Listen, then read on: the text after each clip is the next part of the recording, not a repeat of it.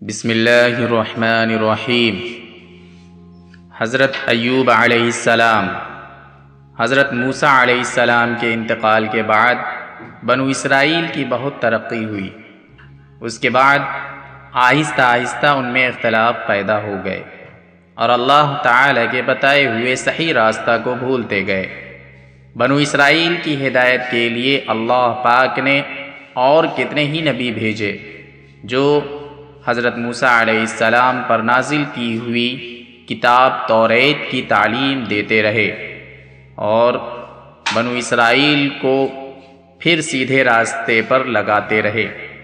حضرت ایوب علیہ السلام بھی انہی پیغمبروں میں سے ایک ہیں جو بنو اسرائیل کو توریت کی تعلیم دینے کے لیے تشریف لائے تھے۔ حضرت ایوب علیہ السلام اللہ تعالیٰ کے بڑے صابر پیغمبر گزرے ہیں۔ آپ کا ذکر قرآن مجید میں ملتا ہے۔ آپ بڑے ہی مالدار خوشحال تھے اور آپ کی بہت سی اولاد تھی۔ آپ اللہ تعالیٰ کی ان نعمتوں پر ہر وقت شکر ادا کرتے تھے۔ ہر طرف خوشی ہی خوشی تھی۔ رنج و غم، فکر، اندیشہ کا کہیں دور دور تک نام و نشان نہیں تھا۔ کڑی آزمائش، آخر آپ کی آزمائش کا وقت آ گیا تاکہ اللہ تعالیٰ کے سچے بندوں کی نشانی رہتی دنیا تک قائم رہے اور صبر و شکر کی مثالیں ہمیشہ زندہ رہے۔ اللہ تعالیٰ نے ایک ایک کر کے اپنی نعمتیں واپس لینا شروع کر دیے۔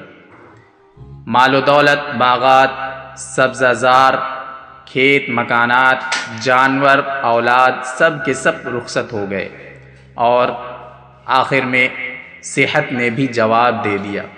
بدن میں کیڑے پڑ گئے، سارا بدن پھوٹ گیا، مگر آپ ان سب مصیبتوں پر بھی اللہ تعالیٰ کا شکر ہی ادا کرتے رہے۔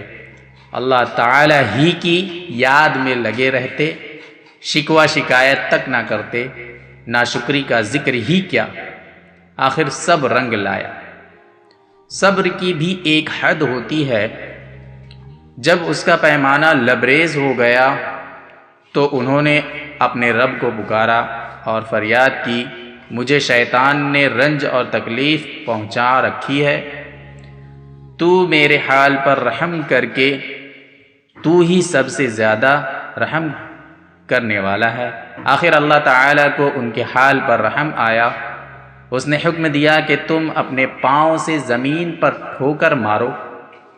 ٹھوکر ماری تو ایک چشمہ نکلا۔ اس پر اللہ تعالیٰ نے فرمایا کہ تمہارے نہانے اور پینے کے لیے ٹھنڈا پانی موجود ہے۔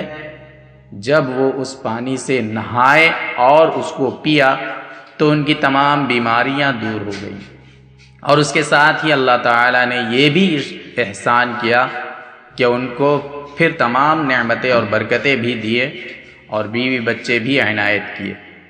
بے شک حضرت ایوب علیہ السلام بڑے صبر کرنے والے تھے۔ کیا ہی اچھے بندے تھے جو ہر بات میں اللہ ہی کی طرف دوڑتے تھے۔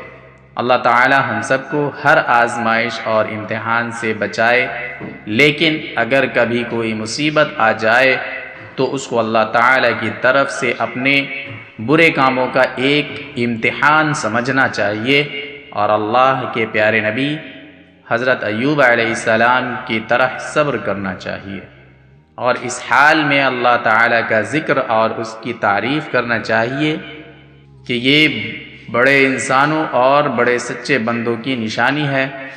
اللہ پاک ہم سب کو صبر و ثابت اور ہر حال میں اپنے مالک حقیقی کی تعریف کرتے رہنے کی توفیق عطا فرمائے۔ آمین۔